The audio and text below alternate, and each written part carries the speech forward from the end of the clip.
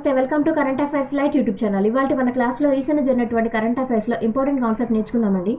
మీకు కనుక మా ఛానల్లో ఉన్నటువంటి వీడియోస్ అండ్ ఎక్స్ప్లెనేషన్ నచ్చినట్లయితే మా ఛానల్ లైక్ చేయండి, షేర్ చేయండి, సబ్స్క్రైబ్ చేయండి. Welcome to current affairs light YouTube channel. ఇవాళ మన కాన్సెప్ట్ వచ్చేసి ఎస్ బ్యాంక్ వాళ్ళు ఒక అనౌన్స్మెంట్ అనేది ఇచ్చారు. ఎటువంటిదంటే ఇండియన్ ఒలింపిక్స్ అసోసియేషన్ తోటి కలిసి మన దేశం నుంచి ఎవరైతే ప్రాతినిధ్యం వహిస్తున్నారో వాళ్ళ కోసం కొన్ని డెబిట్ కార్డ్స్ పరంగా ఇచ్చేటువంటిది అనమాట. అండ్ ఇది ఎస్పెషల్లీ మన దేశంలో యొక్క ప్రతిభని వేరే దేశంలో ఈ యొక్క ప్యారిస్ ఒలింపిక్స్లో పాల్గొనేటువంటి వ్యక్తులు ఎవరైతే ఉన్నారో వాళ్ళకి బెటర్గా ఉపయోగపడుతుంది. అండ్ ఇక్కడ ఏంటంటే టీమిండియా ప్యారిస్ ఒలింపిక్స్కి ఎవరైతే వెళ్తూ ఉన్నారో వాళ్ళ కోసం అనమాట. అండ్ ఇది ఏంటి అంటే ఈ యొక్క ఎస్ బ్యాంక్ ద్వారా ఇవ్వబడినటువంటి కార్డు ఈ క్యాంపెయిన్ పరంగా ఇచ్చింది మిల్కర్ జితాయంగి. అంటే ఈ కార్డు ఫెసిలిటీని వాళ్ళు ఈ యొక్క థీమ్ లాగా తీసుకుని వచ్చారు, మిల్కర్ జితాయంగి. అండ్ ఇక్కడ కార్డు యొక్క పేరు ఏంటంటే ఎస్ గ్లోరీ డెబిట్ కార్డ్ అనేది ఇవ్వడం జరిగింది. ఇది ఒక డెబిట్ కార్డ్ అనమాట, క్రెడిట్ కార్డ్ కాదు.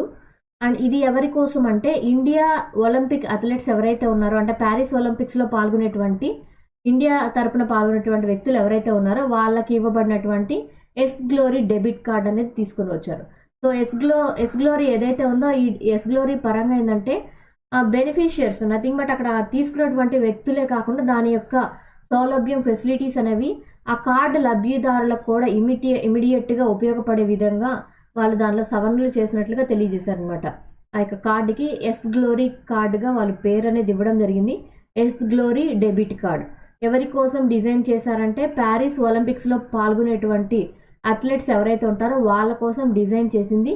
ఎవరి యొక్క ఆధ్వర్యంలో అంటే ఎస్ బ్యాంక్ వాళ్ళు ఇండియన్ ఒలింపిక్ అసోసియేషన్తో కలిసి ఏర్పాటు చేసినటువంటి క్యాంపెయిన్. ఈ క్యాంపెయిన్లో భాగంగా డెబిట్ కార్డ్స్ ఏవైతే ఉంటాయో వాటిని అథ్లెట్స్కి ఇవ్వడం జరుగుతుంది. అండ్ ఈ క్యాంపెయిన్లో వాళ్ళ యొక్క థీమ్ వచ్చేసి మిల్కర్ జితాయంగే అనేటువంటి నిదానంతో వాళ్ళు వర్క్ చేయడం జరుగుతుంది. Earth hour. ఎర్త్ అవర్ 2024 అనేది రీసెంట్గా మనం అబ్జర్వేషన్ చేసాం అనమాట. చాలా దేశాల్లో దీన్ని పాల్గొనడం జరిగింది. ఎప్పుడంటే మార్చి 23 బిగ్గెస్ట్ ఎర్త్ అవర్ అనేది తీసుకొని రావడం జరిగింది. ఏ టైం నుంచి ఏ టైం దాకా అంటే 8:30 టైం నుంచి 9:30 PM వరకు కూడా ఈ యొక్క ఎర్త్ అవర్ అనేది తీసుకొస్తారు.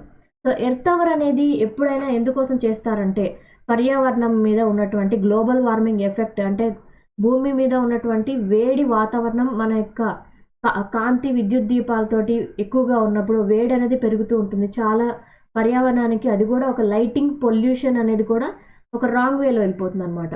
అంటే పర్యావరణాన్ని అది కూడా కలుషితం చేస్తుంది. దాన్ని తగ్గించడానికి అప్పుడప్పుడు ఇలా ఎర్త్ అవర్ అనేది డిజైన్ చేస్తూ ఉంటారు.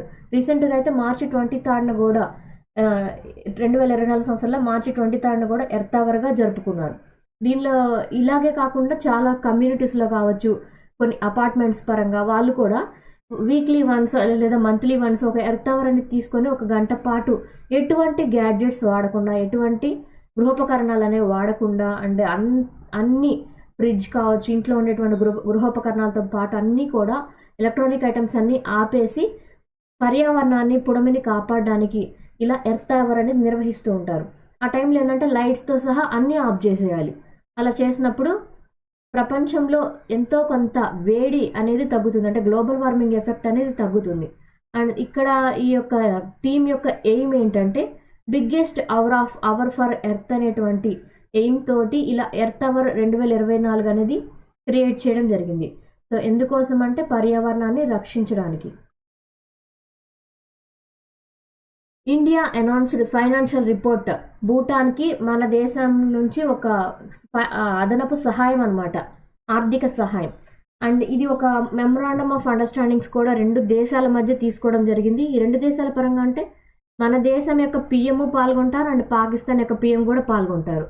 అండ్ ఇందులో చాలా రకమైనటువంటి మెమరాండమ్ ఆఫ్ అండర్స్టాండింగ్స్ తీసుకుని వచ్చి మన దేశం భూటాన్తో చేసేటువంటి వాణిజ్య వ్యవహారాల పరంగా అండ్ ఎనర్జీ పరంగా, ఎనర్జీ ఇస్ నథింగ్ బట్ ఇక్కడ వర్తక వాణిజ్యాల్లో కరెంట్ కావచ్చు అండ్ పునరుత్పాదక శక్తి వనరులైనటువంటి ఏవైతే మనం ఎనర్జీ ట్రాన్సాక్షన్ వాడుతున్నామో వాటన్నిటి పరంగా, ట్రేడ్ పరంగా, డిజిటల్ కనెక్టివిటీ ఎంతవరకు ఉండాలి భూటాన్ దేశంతో, మనం స్పేస్ అండ్ అగ్రికల్చర్ పరంగా మనం వాళ్ళతో ఎంతవరకు కనెక్టివిటీ ఉన్నావో వాటికి సంబంధించినటువంటి అగ్రిమెంట్ అండ్ ఇవన్నీ కూడా కలిసి మెమరాండమ్ ఆఫ్ అండర్స్టాండింగ్ ద్వారా తీసుకుని రావడం జరిగింది. అండ్ దాంతోపాటు 2 దేశాల మధ్య rail connectivity, nothing but train మార్గాలు ఎంత తీసుకోవాలనేటువంటి విషయం మీద కూడా రెండు దేశాల యొక్క ప్రతినిధులు, నథింగ్ బట్ రెండు దేశాల యొక్క పిఎం ప్రధానమంత్రులు మాట్లాడుకోవడం జరిగింది. అండ్ దీనిలో భాగం ఏంటంటే Gyaltsuen Jetsun Pema Wangchuck mother and child hospital, ఇది భూటాన్లో ఉందన్నమాట. దీన్ని మన ప్రైమ్ మినిస్టర్ నరేంద్ర మోడీ చేతుల మీదుగా స్టార్ట్ చేయడం జరిగింది. అండ్ ఈ యొక్క ప్రోగ్రాంలో భూటాన్కి సంబంధించినటువంటి ప్రైమ్ మినిస్టర్ షెరింగ్ టాబ్గే, ఈయన కూడా అంటే ఈయన థింపు ప్రాంతం నుంచి అనమాట, షెరింగ్ టాబ్గే కూడా ప్రైమ్ మినిస్టర్గా ఉన్నారు. ఆయన అండ్ మన పిఎం మోడీ గారు ఈ యొక్క ప్రోగ్రాంలో పాల్గొన్నారు. నథింగ్ బట్ ఆ యొక్క హాస్పిటల్ ఇనాగ్రేషన్ మీటింగ్లో పాల్గొన్నారు. పాల్గొన్న తర్వాత రెండు దేశాల మధ్య కొన్ని చర్చా గోష్ఠులు అనేవి జరిగాయి. కొన్ని మెమరాండమ్ ఆఫ్ అండర్స్టాండింగ్స్ కూడా తీసుకొని రావడం జరిగింది. సో యుఎన్ రిపోర్ట్ అనమాట, యుఎన్కి సంబంధించింది, యునైటెడ్ నేషన్కి సంబంధించినటువంటి ఒక రిపోర్టు. అదేంటంటే గ్లోబల్ ఆర్టిఫిషియల్ ఇంటెలిజెన్స్ రిజల్యూషన్ అనేది తీసుకొని వచ్చారు. ఎందుకోసం ఇటువంటి రిజల్యూషన్ అంటే మనకి అంటే మనుషులకి ఈ యొక్క రిపోర్ట్స్ పరంగా, అంటే ఇప్పుడు మన ఆర్టిఫిషియల్ టెక్నాలజీని ప్రతి చోట చూస్తున్నాం. ప్రతి చోట చూసినప్పుడు వాటి వల్ల మనకి ప్రమాదాలు కూడా ఉంది. కొన్ని రోజులకు పోతే ఏది హాలోగ్రామ్, ఏది ఆర్టిఫిషియల్ ఇంటెలిజెన్స్, అసలు హ్యూమనే మాట్లాడుతుందా లేదా ఎవరితో తయారు చేసినటువంటి ఆర్టిఫిషియల్ టెక్నాలజీతో ఉన్నటువంటి మనిషి మాట్లాడుతున్నారు లేదా అనేది కూడా మనం కనిపెట్టలేము అనమాట. అటువంటి రిస్కీ సిచ్యువేషన్లోకి మనం వెళ్ళబోతున్నాం. అండ్ దాంతోపాటు సెలబ్రిటీలని, నార్మల్ పీపుల్ని, వాళ్ళ యొక్క ప్రైవసీని డిస్టర్బ్ చేసే విధంగా ఇక మీద ఆర్టిఫిషియల్ ఇంటెలిజెన్స్లో కూడా రాంగ్ వేస్ అనే వెళ్ళిపోతుంది. అలా వెళ్లకుండా ఉండాలంటే చాలా దేశాలు ఇప్పటికే వాళ్ళు set of guide lines and rules తీసుకొని వచ్చి ఆర్టిఫిషియల్ ఇంటెలిజెన్స్ని, ప్రైవసీని డిస్టర్బ్ చేయకుండా ఉండే విధంగా ఎలా వాడుకోవాలి అని రూల్స్ అండ్ రెగ్యులేషన్స్ అనేవి ఆల్రెడీ ఫ్రేమ్ చేసి వాటికి చట్టాలు కట్టడాలు అనేవి తీసుకొని వచ్చాయి. సో రీసెంట్గా అయితే యునైటెడ్ నేషనల్ జనరల్ అసెంబ్లీ వాళ్ళు first global resolution on artificial intelligence, ఎందుకోసం అంటే మనిషి యొక్క హక్కులని, హక్కు అంటే ఇక్కడ మనకి ఏ విధంగా వ్యక్తిగత పరిరక్షణ, వ్యక్తిగత గోప్యత అనేది మన హక్కు. మన యొక్క డీటెయిల్స్ ఎవరికంటే వాళ్ళకి చెప్పాల్సినటువంటి అవసరం లేదు. ఆ వ్యక్తిగత గోప్యతను మనం కోల్పోతున్నామంటే మనకు సేఫ్టీ లేనట్టే.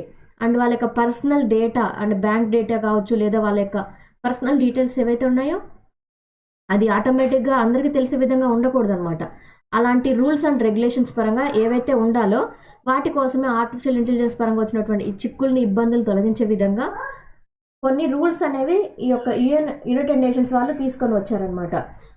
అండ్ ఇక్కడ దాంతోపాటు ఏంటంటే ఈ రూల్స్ని ఫామ్ చేసేటప్పుడు యుఎస్ఏ వాళ్ళు మిగిలిన దేశాలన్నిటితో కూడా, యుఎస్ఏ అండ్ చైనా అండ్ దాంతోపాటు మిగిలిన 120 దేశాల యొక్క ప్రతినిధులు కూడా పాల్గొని కొన్ని రిజల్యూషన్స్ అనమాట, అంటే కొన్ని guidelines, set of guidelines and rules అని తీసుకొని వచ్చి గ్లోబల్ పరంగా అంటే ప్రపంచవ్యాప్తంగా ఏ విధంగా ఉండాలి అనేటువంటి రూల్స్ అనేవి తీసుకొని రావడం జరిగింది.